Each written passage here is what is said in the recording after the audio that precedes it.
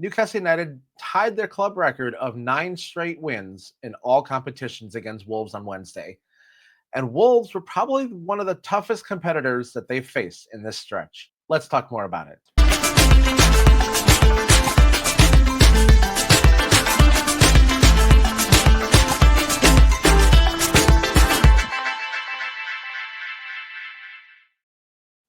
Hello, everybody, and welcome out to the Newcastle United Digest, the channel delivering you tuned content in bite-sized chunks. My name is Adam Snyder, and this episode is going to be all about the 3-0 win against Wolves on Wednesday, and I'll give you a quick preview of our match against Bournemouth on Saturday. This was a match that was kind of defined by our domination, but it was not all smooth sailing this game. This was one of the games that I really thought that Wolves had a chance to get in it and stay in it, and had a couple of chances gone their way, probably could have. This is a team that played a very similar style to what we like to do. They like to press, they like to counterattack, and they nearly burned us on both of those. So I'm very happy that it didn't go that way, but it's definitely a warning shot across the bow for us that we kind of need to tighten things up just a little bit, not a lot, but just a little bit. And I'll talk more about that in the recaps. I'll just give you a quick recap of the first half where I thought things went well. Obviously, the goal, where things went wrong. A couple of those opportunities that could have been a lot worse than they were. I'll give you my ratings by position, and I'll give you a couple of quick things to watch for on Saturday when we play Bournemouth. And this half was definitely one that was dominated by Newcastle, but Wolves were not without their chances. Yes, Murphy and Isak got a couple of good chances off. Murphy getting a really good shot off, forcing a good save from the Wolves goalkeeper, Jose Sa. And Isak was able to get on the end of a beautiful Bruno through ball, but he dragged the finish just wide of the left post. Wolves had a couple of good chances on the break, where one of them was a cross that rolled right across the penalty area, and Wolves dragged the shot wide. And then the second one was a long ball over Hull's head after he slipped. And Byrne was also caught napping in the play as well. And the guy that I thought Byrne should have been marking a little bit better got a shot off and rifled it off the outside of the far post. If either one of those go in, we're looking at a very, very different game altogether. We're looking at either a 1-1 or a 1-0 game in favor of Wolves. Thankfully, our dominance shone through, and we did eventually get a goal in the 34th minute. There was a foul on Bruno right outside the Newcastle penalty area. Thankfully, the referee did well to play advantage and allow Murphy to carry the ball out. Murphy was able to beat a couple of Wolves players, and once he did this, he found both Gordon and Isak streaking. Gordon was down the middle for once, and Isak was on the left-hand side.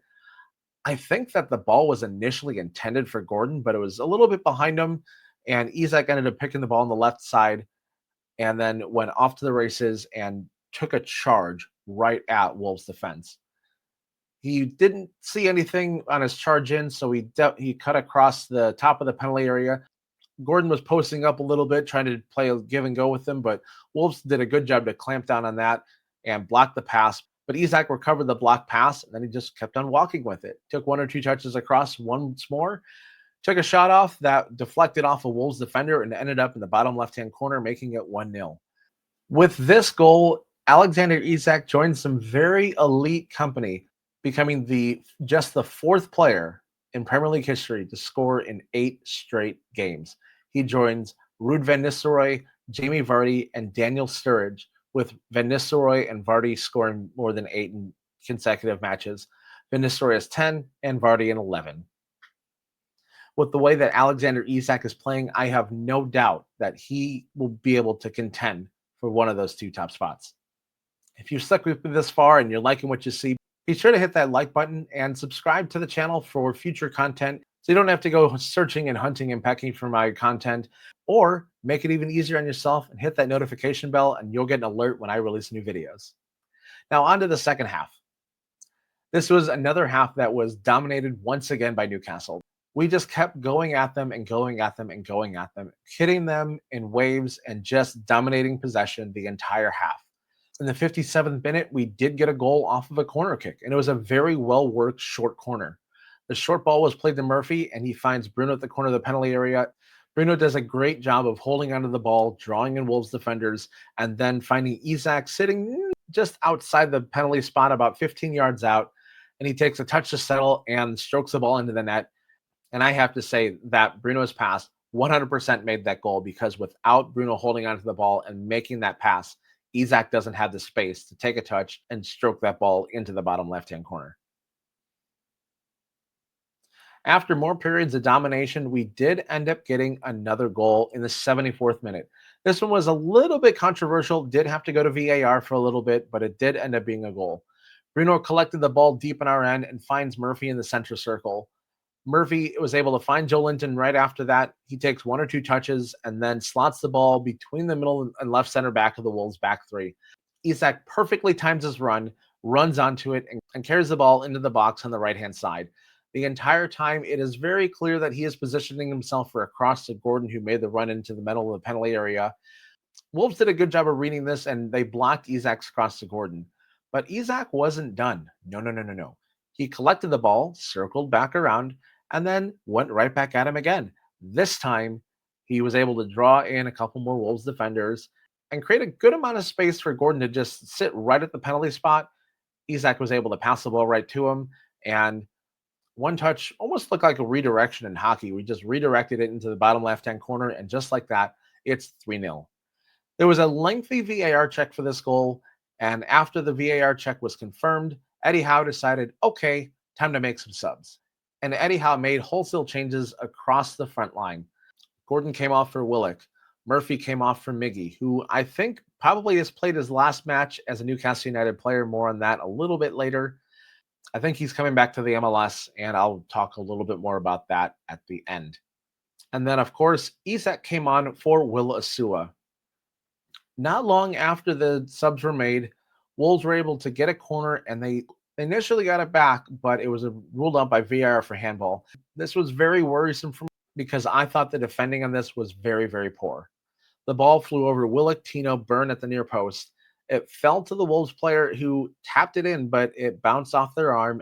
And that is why the goal was disallowed after a very quick VAR check. For me, if you're defending on the near post, you should never let that ball drop. And if you're defending this person in the near post, you should never let them get to the ball. And that was on Joe Linton. This was kind of a systemic breakdown on the near post in terms of defending a corner kick. Hopefully, this does not happen against Bournemouth this weekend. Then the next round of subs, you saw Joe Linton come off and young Lewis Miley came on. This sub plus the Asula sub kind of confirmed to me that they both passed their FA Cup audition over the weekend, and Eddie Howe is giving them a little bit more trust to come in and see games out, just like this one. Unfortunately, this was yet another breakdown that could have led to Wolves getting a goal and getting back in this game, because everybody was caught napping on a long free kick by Wolves deep in their own end. The ball was launched on the left-hand side, and nobody picked it up. Everybody was burned. Everybody was quickly running back. And to me, I don't know why everybody was caught so far upfield on a free kick that happens as a free kick that is literally the first kick after a substitution. There's no way we should be caught out this badly. Tino Livramento couldn't get back to defend the cross. The ball comes in, and Dubravka made an absolutely humongous save on the low shot. He gets a hand to it and bounces off the crossbar. We were able to clear it away, but that was a very, very scary moment for us. And thankfully, we still kept the clean sheet.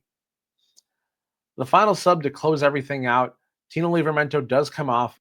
Kieran Trippier comes on to shore the right side of defense just for that little bit longer. And not long after that, play is blown dead.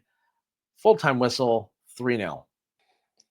Overall, I thought it was a good half. There were a couple of scary moments, like the goal that was disallowed and the free kick after the Miley sub. But overall, I thought we dominated this game. We dominated play in the second half especially, and the score sheet definitely reflected that. And that domination is also reflected in my ratings as well. At goalkeeper, Martin Dubravka gets a 9.5 out of 10 for this game. This was probably one of the toughest games Dubravka has played since coming on for Nick Pope, and he handled it really well. Dubravka came up with some very big saves, especially down the stretch and on that long ball free kick that caught everybody off guard. But his distribution and his ability to hold the ball under pressure oozed confidence, and that rubbed off onto the defense in front of him. Kind of reminded me of Tonali's relaxed confidence That same level of confidence and calmness definitely made its way into defense. And in those pressure situations, it definitely came up big. We should have oozed into the defense a little bit more this game because I do have to give them a 7.5 out of 10 for this game. Up to this point, Wolves was probably the toughest opponent other than Arsenal that we've faced in this winning streak. They have enough pace and skill to beat out the back line, and there were times where they were crafty enough to beat us. There were two or three really dangerous opportunities in the first half that caught one or more defenders out of focus, and one beat Dubravka off the post. And of course, there's that second half chance on the free kick that caught everybody out, and Dubravka had to make a huge save and bail everybody out. And for midfield, their dominance radiated once again, and they get a 9 out of 10 for this game. Without their dominance, none of this happens. The way that our midfield is playing is the real reason why we are playing so well right now. Without this balance of defending and attack from them, our forwards aren't getting the service up and opportunities to create. In this match, they were massive in getting the transition from defense to attack turned around so quickly, and those quick turnarounds led to a lot of great chances on the break, especially the third goal that Gordon scored after Isak's pass. And the forwards, they're getting a 9.5 out of 10. This trio is on fire right now, and they have proven yet again that they deserve to be talked about in the same breath as other top forward core, not only in the Premier League, but across Europe as well. All three of them are creating chances and challenging defenders and goalkeepers alike. Isak and Gordon both scored from open play, and Murphy was creative as ever on the right side. He was the one who carried the ball and linked up the pass to Isak on the first goal, and he was very instrumental in the third goal as well. And more on Murphy's impact in just a little bit. The only gripe I have with any of them was Gordon's play in the first half. There were a couple of times where he checked deep into the defensive third. Lewis Hall would play him a pass, and he was facing his own goal, and he was swarmed by 3 or 4 Wolves players on the press, and he really didn't have a whole lot of opportunity to play a ball backwards and then streak upfield. And he got caught and got dispossessed a couple of times. I'm not sure if this is something that they tried once or twice and then adjusted or what, but it was a little worrying that had Wolves done a better job of dispossessing and turning and trying to get an opportunity off of it, it could have led to some dangerous opportunities. Thankfully, once they dispossessed Gordon, we recovered and did well. But this is my only gripe, and it's a very, very minor one. Hence why the forwards get a 9.5 out of 10. Yes, Murphy and Bruno did well on the set piece side of things, but they're still going to get a 7 out of 10. This all comes from the defensive side of things. Wolves had a goal off a corner kick disallowed because of a handball, but there was still very poor marking and very poor clearance attempts on this play that should have been prevented. That corner was served in the same proximity as 4 Newcastle players. You had Willock, Tino, Byrne, and Joe Linton, and nobody got a touch on it. If this ball hits anywhere else on that Wolves player, it's a surefire goal, and there goes the clean sheet. There was another free kick right after Lewis Miley came on, and everybody was caught upfield. And I still don't understand why everybody was caught so far upfield and why everybody was caught so far off guard with a long free kick when you're up 3-0 and Wolves is trying to get back in the game. There's no excuse for getting caught out like this, especially when you're just making a sub. This was played quickly after a foul or was a quick corner play. That's one thing. But with this, it's inexcusable. That's my opinion. For the subs, I think Eddie Howe got everything perfect. They got a 10 out of 10 for this one. It's very apparent that Eddie Howe has more confidence in Miley and Osula, very quickly putting them on after Newcastle went up 3-0 in that VAR check. There were some decent chances created by the subs, and they did a well enough job to close out the clean sheet. Overall, this game gets an 8.75 out of 10 for me. Eddie Howe's Mags put in a very convincing performance to earn Newcastle's 9th straight win in all competitions. Wolves were a formidable opponent and exposed some potential holes in our defensive coverage, but the tune was too much to handle for them. And now I want to give you a quick preview of our game against Bournemouth on Saturday. I haven't done a preview like this in a while, and I'm excited to do this because I think this is going to be number 10 for us. I really do. Bournemouth have been making some waves as of late, making a mid-season push for one of the coveted European spots next season. The Cherries got a 2-2 draw against Chelsea earlier this week, with Chelsea having to rescue a point very, very late with a wonderful free kick. And they're also putting additional pressure on Everton on the bottom end of the table, beating them 1-0 just after the new year. Eddie Howe's former club is a team that, like Wolves past week, are one of the more dangerous teams. Unlike Newcastle's midweek visitors, I think Bournemouth have a little bit more talent to challenge Eddie Howe's current club. The two players Newcastle really have to watch out for are Justin Kluivert and Antoine Semenyo. Justin Kluivert, the son of former Newcastle player Patrick Kluivert, has already scored 7 goals this season, matching last year's tally all year. Not too far behind him is Semenyo, who scored his sixth against Chelsea at midweek, and it was an absolute corker. Semenyo's goal was a very quick snapshot on the near post, and it's a goal that could be recreated if either one of our defenders on the right-hand side are caught napping. Whether we see Cher or Botman on the right-hand side of the central defender pairing, neither one of them can afford to give Semenyo a yard of space to attempt a repeat and beat Dubravka on his near post. On the other side of the ball, our midfield could pick the Cherries apart like they did with Wolves. Cole Palmer scored a wonderful goal, and it was the result of a well-weighted through ball behind Bournemouth's backline. Bruno, Murphy, Joelinton, Gordon, Tonali, all of them have the capability to play an equally beautiful pass to Gordon or Isak or anybody else who decides to make the run behind the Cherries' defense, and had the same result as the young Chelsea striker did on Tuesday. Bournemouth have the unfortunate task of playing against the two toughest strikers in the Premier League back to back. And I think Alexander Isak or anybody else who makes a run behind them is going to make them pay, just like Cole Palmer did against them on Tuesday. Bournemouth were also susceptible to a little bit of pressure in midfield. I'm sure Newcastle's coaching staff pointed this out at midweek during film, and our midfield trio could look like sharks circling a wounded on Saturday. Tackles from our midfield trio plus the three balls could put us in the driver's seat once again to earn the club a record 10th straight win across all competitions. Shear missed the midweek game against Wolves due to illness, and I'm hoping he's feeling better enough to start against Bournemouth on Saturday. Assuming he is, expect to see our usual lineup of Dubravka in goal with Tino, Cher, Byrne, and Holland back, Bruno Tonali and Joelinton in midfield, and of course, Murphy, Isak, and Gordon up top. If this is our lineup, I think we will win 3-1 with Isak getting the first goal. And before we end this, I do have to talk about the rumors swirling around about Miguel Almiron making a transfer back to the MLS. In fact, the reports are saying that Miguel Almiron is coming back to the MLS and playing for his former club, Atlanta United. Atlanta United seem to be in the driver's seat of this deal, and they're offering what Newcastle are asking, which is around, I believe, £9 million plus add-ons, which is right around what Newcastle was asking for. So expect the reports to be coming out, if they haven't already, that Miguel Almiron is going back to Atlanta United. It's one of those situations that has been a long time coming, where I thought Almiron should have been sold after the purple patch season, where he had that great run of form in midseason.